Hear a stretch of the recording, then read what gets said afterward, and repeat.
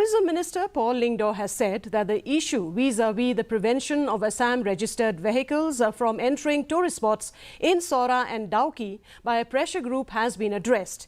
He also said that the incident was thoroughly discussed in the Assembly, claiming that the footfall of tourists has not only come back to normal, but actually increased. He was confident that the upcoming festivals, including the Cherry Blossom Festival and the Bryan Adams concert, will attract large crowds from across the country.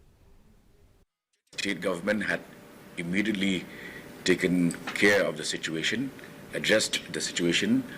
The matter was discussed at length in the State Assembly, and today I can safely claim that the footfalls have not only returned but have increased. And as we proceed with the various festivals, the Cherry Blossom Festival, the Bryan Adams concert, and others, Alan Walker concert, all of these are going to attract huge footfalls from across the country, and I'm confident that every responsible and well-meaning citizen of Meghalaya will ensure that they behave in a manner which is conducive to peace and prosperity. A delegation